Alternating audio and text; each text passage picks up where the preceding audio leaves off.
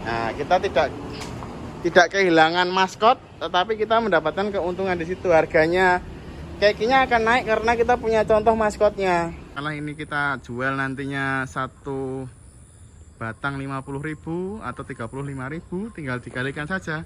Kalau 10 keki ya berarti 350.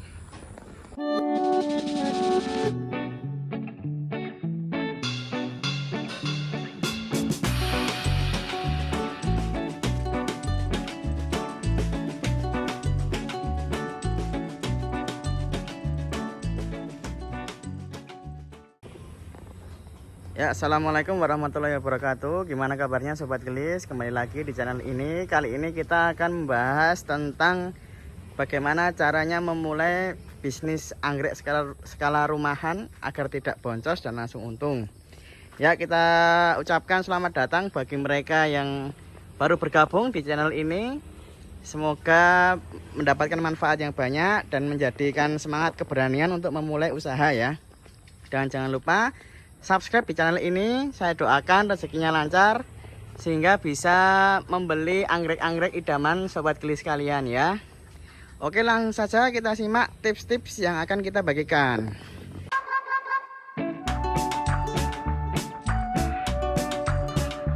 Ya, tips pertama adalah kita membuat pupuk kita sendiri dengan cara yang paling ekonomis dan seefisien mungkin.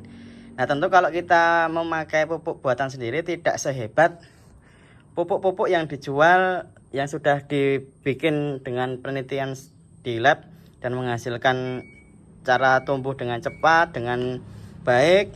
Tetapi ini memerlukan biaya yang tidak sedikit.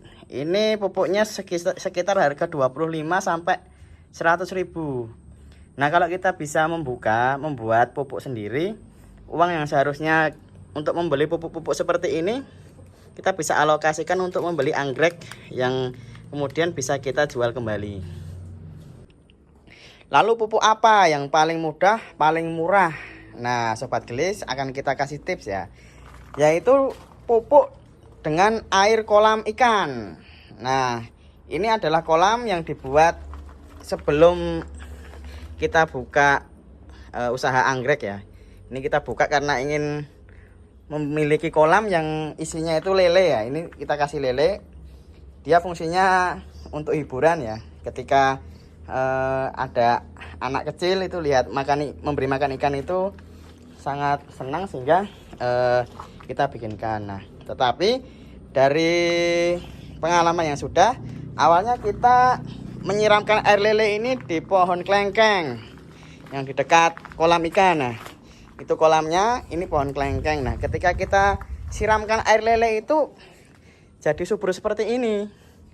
Selain subur, itu menghasilkan buah yang tidak terputus sepanjang tahun. Ini masih berbunga dan ada pentilnya ya, ada calon buahnya. Ini ada buahnya yang sudah jadi dan di sana itu masih berbunga, jadi tidak putus-putus, sudah sepanjang tahun ini.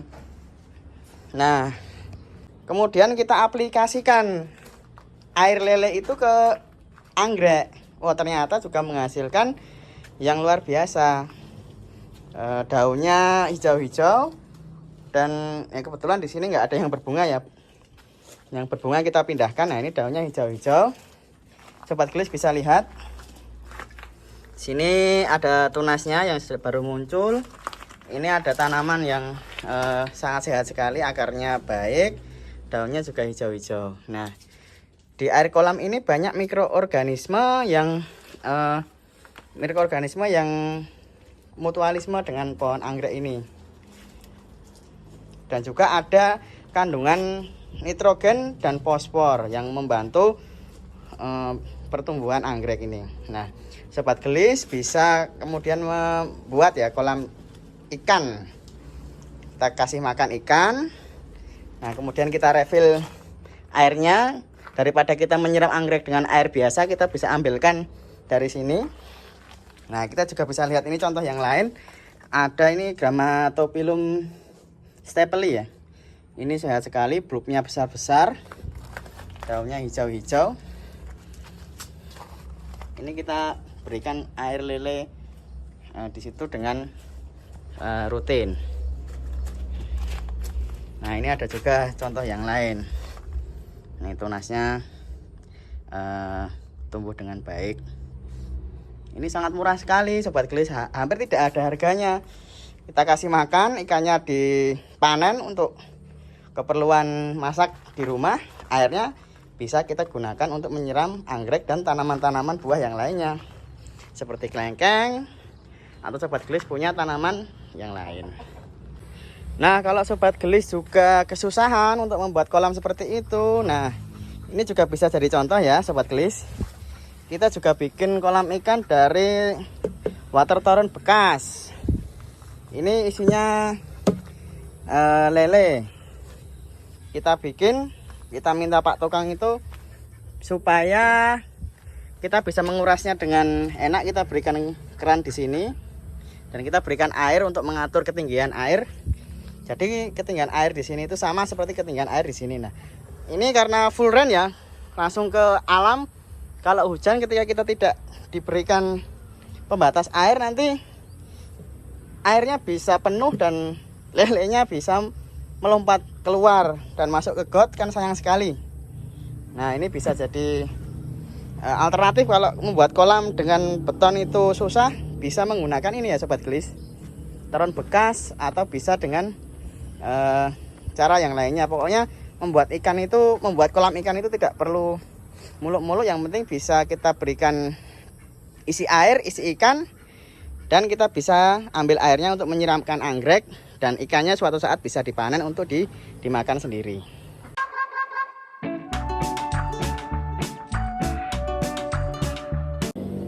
Nah, tips kedua adalah kita belajar terus tentang anggrek, belajar penanamannya. Kenapa? Karena ketika kita belajar tentang anggrek, kita usahakan agar tidak mati. Pertama belajarnya itu agar tidak mati, bagaimana caranya merawat anggrek tidak mati. Karena kenapa? Karena ketika anggrek itu tumbuh, maka dia tidak rugi. Dan ketika dia tumbuh tunas seperti ini sebuah keuntungan yang tidak langsung. Suatu saat bisa displit, nah, kemudian bisa dijual.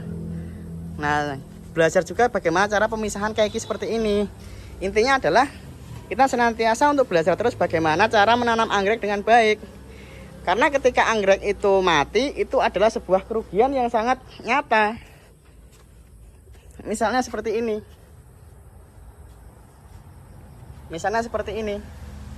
Nah, kita beli anggrek dari Papua ini ya. Ini karena Dendrobium cananiculanthum. Nah, kita beli, kalau mati ya udah berarti rugi secara langsung.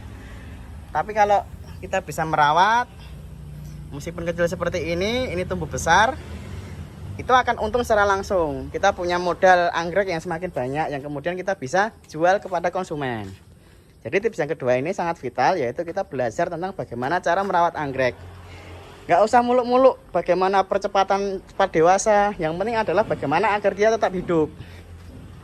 Nah, seperti ini sobat gelis, ini sebuah keuntungan juga.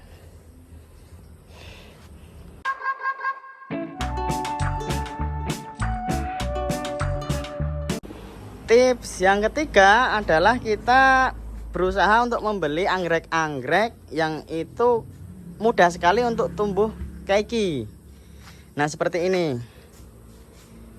Ini ketika kita bisa pisahkan 1, 2, nah, itu akan menjadikan pundi-pundi keuntungan juga. Ketika sobat gelis punya anggrek ini yang besar seperti ini menghasilkan keiki, nah, itu akan menghasilkan keuntungan juga. Nah, ini contohnya, ini Dendrobium jadulan ya, ini Superbin azima. Kita lihat contoh yang lain. Nah, ini Dendrobium apilum, anggrek tirai. Ini juga gampang sekali mengeluarkan keiki ya sobat gelis. Nah, kalau punya anggrek yang mudah sekali mengeluarkan keiki, itu kita jual keikinya menguntungkan sekali. Kita lihat lagi contohnya yang lain. Oke, ini capung pink ya.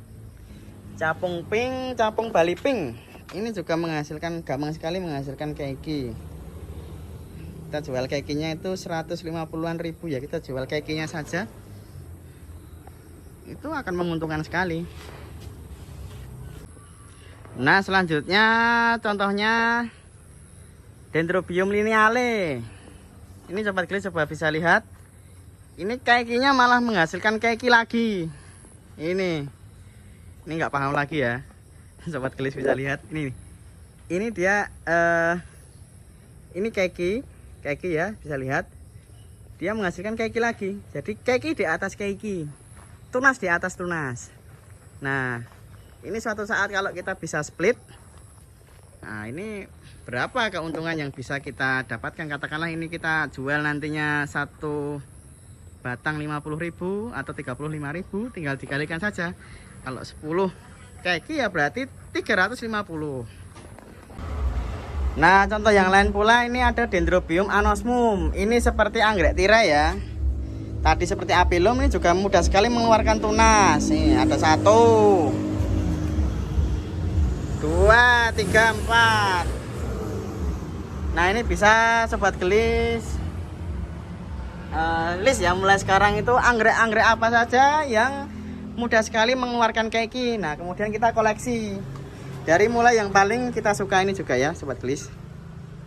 Nih, nah suatu saat ini kita sedang berbunga. Nah kalau ada teman kita yang melihatnya suka dengan bunganya, nah kita kemudian tawarkan, ini ada loh keikinya murah sekali, ini 25.000 aja atau 15.000, kan seneng banget kita mendapatkan keuntungan dari hobi yang kita miliki.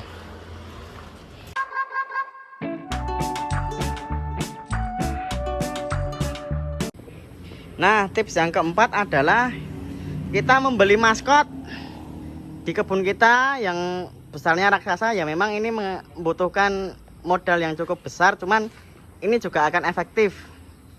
Nah ini misalnya ini ya, ini capung Jawa putih. Ini adalah maskot di kebun kami ya, di kebun gelis anggrek. Ini rumputnya cukup banyak, dan yang paling istimewa adalah tingginya itu dia hampir 2 meter, 2 meter lebih lah, malah hampir 3 meter kalau diluruskan ini melengkung. Nah ketika kita punya maskotnya ini, kita bisa melihat memperkenalkan kepada pengunjung atau orang-orang yang suka anggrek, nih loh maskot kita. Lalu kemudian kita tidak jual maskotnya, tapi kita jual keikinya saja. Nih, ini besok kalau sudah besar kita pisahkan, kita bisa jual keikinya saja. Nah ini juga maskot juga ini capung Jawa putih juga. Ini tinggi banget juga. Spek 3, 1, 2. Nah, ini 3, yang ini panjang speknya. Nah ini kalau bisa kita pamerkan di kebun kita. Nah nanti kita tinggal jual keikinya. Ini contoh ketiga maskot di gelis anggrek. Ini juga capung Jawa putih, tinggi juga. Dan kita bisa lihat speknya, kuntum bunganya banyak sekali, panjang sekali.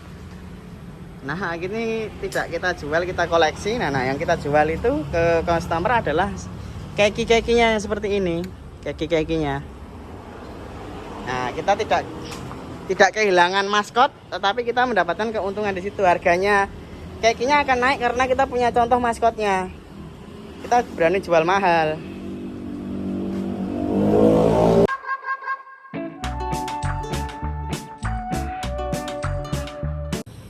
Ya begitu video yang bisa kita sampaikan kali ini, semoga bermanfaat. Oh ya sobat gelis, saya mau tanya, kalau misalnya gelis anggrek itu membuka reseller, nah sobat gelis kira-kira tertarik apa tidak ya? Nah kalau tertarik bisa disampaikan di kolom komentar, tertarik apa tidak. Nah kalau tertarik mau seperti apa, nah kita bisa diskusi di kolom komentar.